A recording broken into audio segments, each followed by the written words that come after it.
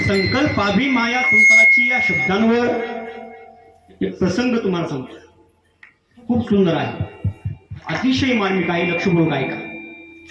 एक श्रीमंत माणूस मरत होता. श्रीमंत माणूस मरत होता. श्रीमंतालाही मारावं लागतं बरं का, श्रीमंतालाही मारावं लागतं. खूप काही जास्त कमवलं म्हणजे तुमचा मृत्यू टळला असं होत नाही. प्रत्येकाला मारायचा आहे, गरीब असो श्रीमंत असो, जो जो जन्मणार आहे तो मरणार आहे. उपजल्या पिंड्या मरण सांगा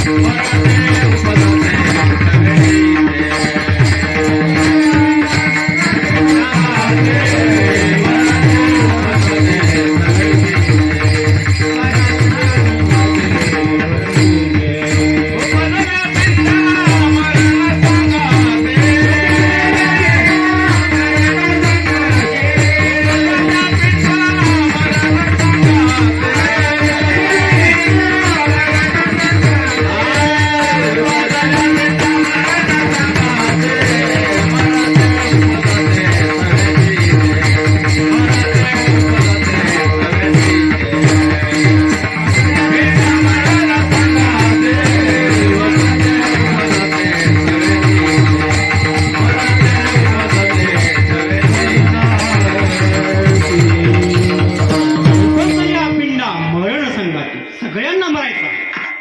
पण फरक एवढा आहे, ज्याने नैतिकतेने जीवन जगलेलं आहे, जो सत्य व्यवहार करून जीवन जगलेला आहे, ज्याने इमानदारीने कमवलेलं आहे, त्याचं मरण हे चांगलं असतं. आणि ज्याने जीवनामध्ये बेईमानीने कमवलेलं आहे, जो अनितीने जीवन जगलेलं आहे, ज्याने भ्रष्टाचार केलेला आहे, त्याचं मरण मात्र सडत सडत सडून मारलं. आणि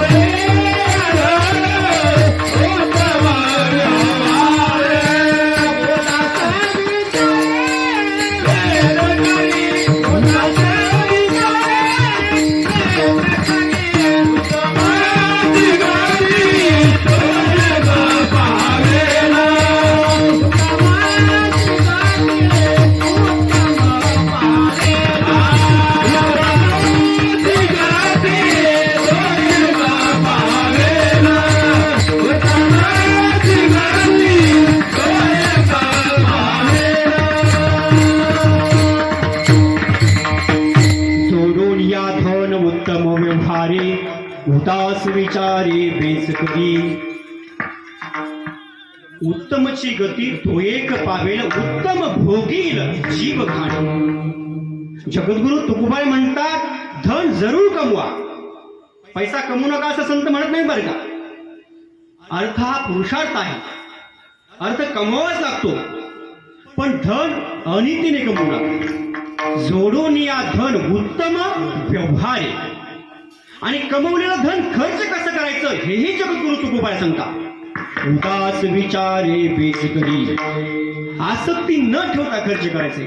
आपण या मानवी जन्मामध्ये आलो, या संसारामध्ये आलो, फक्त स्वार्थाने जीवन जगायचं नाही.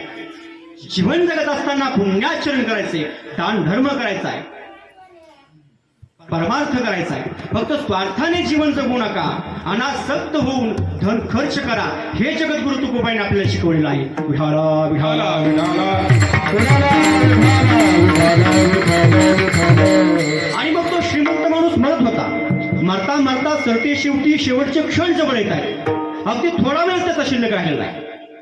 आणि त्याच्याही ध्यानात आलंय की आता माझा अंतकाळ आलेला आहे, माझे शेवटचे क्षण यायला लागलेत, माझ्या शेवटच्या घटका यायला लागल्या. आणि अशा अवस्थेत 90-95 वर्षाचं वय, अशा अवस्थेत बाज त्याची अशी अंगणामध्ये टाकली आणि त्या बाजेवर तो माणूस म्हातारा पडलेला. आणि सगळे जवळचे नातेवाईक जमा झाले आणि सगळे विचार करतायत, आता याचं जीवन संपलेलं आहे, आता हा या इहलोकाला, या जगाला सोडून जाणार नाही. सगळे भोवताली जमा झालेत आणि सगळे विचार करतात आता नेमकं पुढे काय. आणि अशा अवस्थेत मरता मरता सरते शेवटी त्या मनुष्याने सांगितलं, अरे सगळे तुम्ही एवढे 25 लोक जमा झाला आणि सगळे तुम्ही माझ्याकडेच पाहताय, कुणीतरी तिकडे पहा ना. नीट ऐका बरं, कुणीतरी तिकडे पहा ना. आणि बोलता बोलता बसली ना वाचा, पुढे काय बोलताच आहे ना. तिकडं गा झा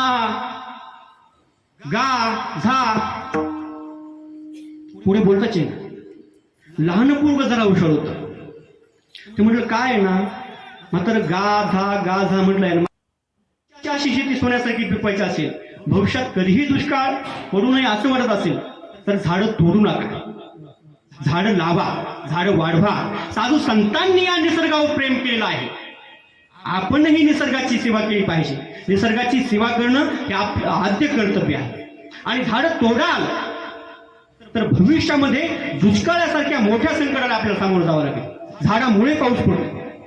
मराठवाड्यात जास्त दुष्काळ का पडतात त्याचं कारण सांगतो तुम्हाला. आपल्याकडे झाडं कमी आणि आपले शेतकरी झाडं तोडतात विशेष म्हणजे. म्हणून भविष्यात दुष्काळाला सामोरं जायचं नसेल, नेहमी आपला परिसर सुजलम सुफलम ठेवायचा असेल, दरवर्षी आपली शेती सोन्यासारखी पिकवायला असेल तर झाडं लावा, झाडं वाढवा, निसर्गावर प्रेम करा. विठाला विठाला विठाला आणि मग ते सगळ्या नातेवाईकांनी अंदाज काढला. मात्र गाठोडं झाडाखाली म्हणून सांगण्याचा प्रयत्न कर. पण झाडं भरपूर, कुठे शोधायचं, कोणत्या झाडाखाली शोधायचं, किती शोधायचं. मग त्यापेक्षा म्हाताऱ्यानं जर सांगितलं तर मग म्हटले काय करायचं. डॉक्टरांना बोलवलं आणि डॉक्टरांना सांगितलं असं असं आहे. म्हाताऱ्याची वाचा तर बसलेली, म्हातारं बोललं तर पाहिजे, काय करावं लागेल. डॉक्टर म्हटले काय ना, एक इंजेक्शन आहे आपल्याकडे, हे इंजेक्शन लावलं तर म्हातारा बोलेल, पण 2-3च वाक्य बोलेल. तेवढ्यात जर सांगितलं तर बरं, नाहीतर वायाला जाईल. काय करायचं, लावायचं इंजेक्शन, लावा म्हणून. लावा नाही, 50,000 रुपये द्यावे लागतील. इंजेक्शनची किंमत किती, तसं जास्त सांगू नये मी, जास्त बोलू नये. पण या कोरोनाच्या काळात आहे ना, मोठ्या शहरात जर तुम्ही पाहिलं, कोरोनाच्या काळामध्ये डॉक्टर लोकांनी एवढं लुटलंय समाजाला. इथे कोणी डॉक्टर असेल बसलेलं तर राग मानू नका बरं का, पण ही वस्तुस्थिती आहे. शहरात पाहिलं तर कोरोनाच्या काळामध्ये खूप लुटलं डॉक्टर लोकांनी समाजाला. आणि आता लुटण्याचा विषय आलाच आहे तर तुम्हाला महत्वाचा मुद्दा सांगतो. इंग्रजांनी भारतावर 250 वर्ष राज्य केलं. इंग्रज हे भारतात व्यापार करण्यासाठी आले होते. त्यांनी अगोदर काही दिवस व्यापार केला आणि नंतर भारतावर 250 वर्ष राज्य केलं. भारतातल्या शेतकऱ्यांना, भारतीय समाजाला गुलामगिरीत ठेवलं, भारतावर अन्याय अत्याचार केले, भारतातली संपत्ती लुटली आणि त्यांच्या देशामध्ये घेऊन गेली. आणि 50च्या दशकामध्ये भारत स्वातंत्र्य झाला. 50च्या दशकात भारत स्वातंत्र्य झाला ही गोष्ट खरी आहे. पण फरक एवढा झाला, इंग्रज निघून गेले, पण भारतातलेच इंग्रजांच्या वृत्तीचे लोक भारतावर राज्य करायला लागले. आणि गेल्या 70 ते 80 वर्षामध्ये या भारतीय राज्यकर्त्यांनी, भारत सरकारने या शेतकऱ्यांना, भारतीय समाजाला एवढं लुटलं आहे, एवढं लुटलं आहे, एवढं लुटलं आहे की गेल्या इंग्रजांनी 250 वर्ष राज्य केलं. त्या 250 वर्षामध्ये इंग्रजांनी जेवढं भारताला लुटलं नाही त्याच्यापेक्षा कितीतरी जास्त पटीने या भारतातल्या राज्यकर्त्यांनी, भारतातल्या सरकारने, भारत सरकारने समाजाला लुटलंय, शेतकऱ्यांना लुटलंय. भारत हा कृषी प्रधान देश आहे. आज शेतकऱ्यांची परिस्थिती बघा तुम्ही. तुमच्या पिढ्यानपिढ्या अन्न वस्त्र निवारा भागवण्यासाठी जात आहे.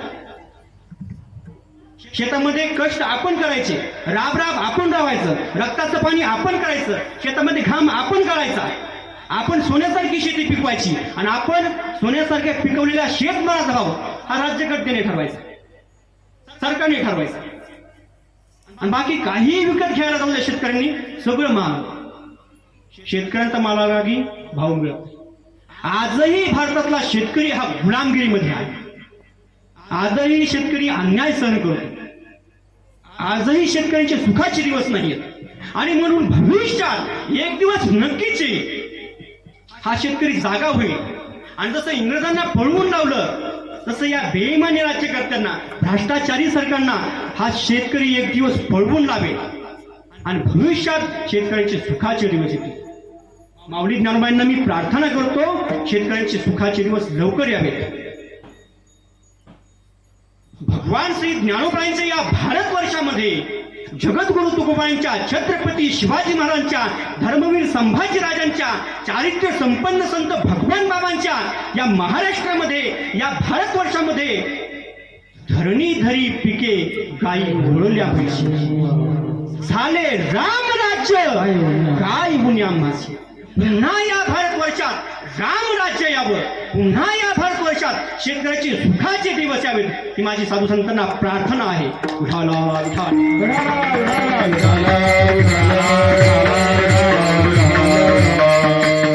डॉक्टरांनी सांगितलं इंजेक्शनची किंमत 50,000 आहे.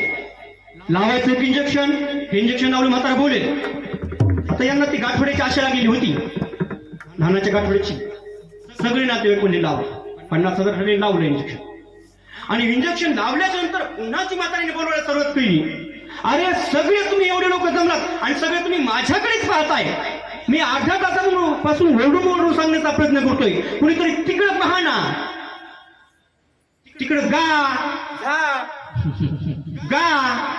झा आणि पुन्हा बसली ना, वाचा पुन्हा बसली. मग ते सगळे नातेवाईक डॉक्टरने म्हटले, वाचा तर पुन्हा बसली म्हाताऱ्याची, काय करायचं. डॉक्टर म्हटले काय आहे ना, आता एकच इंजेक्शन शिल्लक आहे आपल्याकडे, म्हणजे पुन्हा औषधही आपल्याकडे नाही.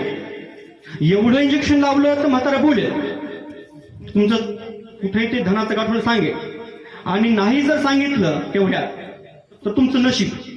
मग मात्र विलाज नाही, लावायचं दुसरं इंजेक्शन लावा. म्हटलं लावा नाही, अजून 50,000 लागतील. 5 मिनिट यांनी विचार केला आणि लावा म्हटलं. आणि जी पुन्हा दुसरं इंजेक्शन लावल्याच्या नंतर म्हातारीने बोलायला सुरुवात केली, अरे सगळे तुम्ही लोक इथं जमलात आणि सगळे तुम्ही माझ्याकडेच पाहताय. मी कधीपासून तिकडे सांगण्याचा करतो, कुणीतरी तिकडे पहा ना, तिकडे गायीने झाडणी खाल्ली.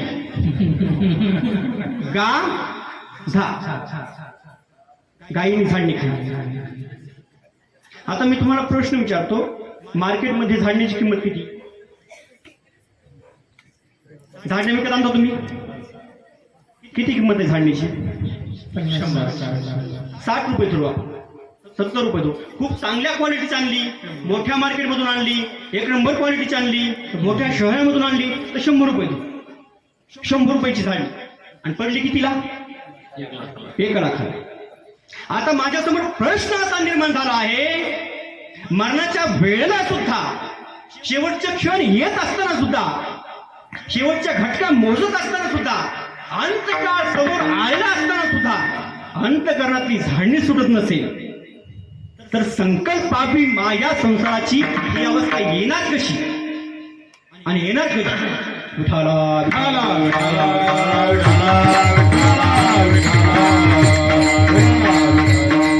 सगळा संसार, हे सगळं धनद्रव्य, हे सगळं नातेवाईक, हे सगळं मृगचळ आहे, क्षणिक आहे. उपनिषदामध्ये खूप गोड वचने आलेली आहेत. किंचित कालोपभोग्यानी यौवनानी धनानी च. तारुण्य आणि धन हे किंचित काळ उपभोगायचं, परमनंट नाही. आपण या पृथ्वीचे मालक नाही आहोत. काही काळ आपल्याला तारुण्य मिळालं, काही काळ आपल्याला धन मिळालं. म्हणून या मानवी जीवनाचा उपयोग, मानवी जीवनात येऊन सत्कर्म करा, पुण्याचरण करा, भक्ती करा.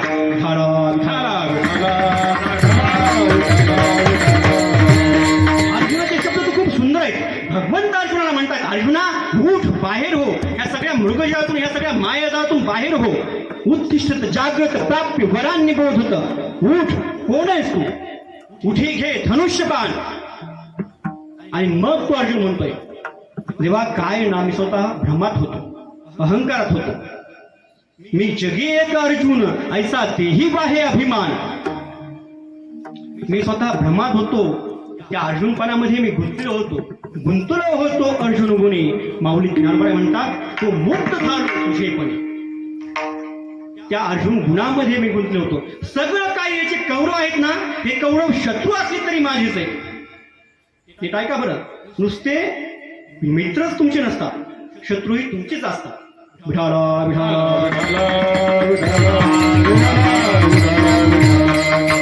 नुसते सुखच तुमचे नसतात, दुःखही असले तरी तुमचेच असतात. अर्जुन म्हणतोय देवा हे माझे माझे असं म्हणत होतो मी. आचार्य हा पित्रा पुत्र हा मातुला हे सगळं माझे असं म्हणत होतो. पण आता तू फक्त सांग रे, आता तू फक्त म्हण रे. कौरवांनाच नव्हे तर पांडवांनाही मी मारे. नष्टो मोह स्मृतिर्लब्धा तत्प्रसादान मयाच्युत स्थितोऽस्मी गत संदेह करिष्ये वचनं तव. देवा तू फक्त सांग रे, तेव्हा तू फक्त म्हण रे. कौरवांनाच नाही तर पांडवांनाही मारे. इतकं अर्जुनाचं मन मोकळं झालं. आणि अर्जुनाचा मोह जाण्यासाठी भगवंताला भगवद्गीता सांगावी. अंतःकरणातला मोह सुटून, ममत्व सुटून एकदम स्थिर झालेला अर्जुन, तो अर्जुन म्हणतोय देवा तू फक्त सांग, पांडवांनाच नाही तर कौरवांनाही मारे. इतकं अर्जुनाचं मन मोकळं झालं. कुठेच मन गुंतलं नाही पाहिजे, कुठेच मन गुंतू नये. ही भक्ती भगवंताला आवडते. हेच थोर भक्ती आवडते देवा. संकल्पावी माया संसाराची. अंतःकरणातला मोह सुटून, अंतःकरणातलं ममत्व सुटून माणसाने मोकळं व्हावं, मध्यस्थ यावं, सत्कर्म करावं, प्रामाणिकपणे कर्म करावं, वाटेला आलेलं कर्म प्रामाणिकपणे करावं. तीच भक्ती आहे. आणि मग अशा अवस्थेमध्ये प्रश्न असा निर्माण होतो, आमच्या संसाराचं काय, आमच्या जीवनाचं काय. जगद्गुरु तुकोबा या अभंगाच्या अनंत कैसे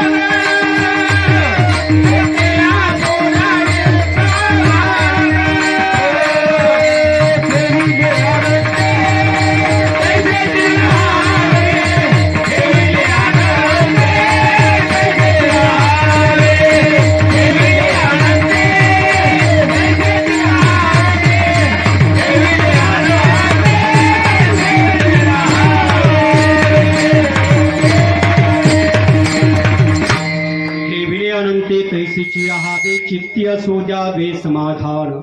ठेविले अनंते तैसीची राहावे. हे जे शब्द आहेत ना, हे शब्द वारकरी संप्रदायिकांसाठी आणि वारकरी संप्रदायावर बोट उचलणाऱ्यासाठी अतिशय कळीचा मुद्दा आहे. ठेविले अनंते तैसीची राहावे. वारकरी संप्रदायातल्या कोणत्याही संतांनी तुम्हाला दैववादी बनवलेलं नाही. देवाला वाटलं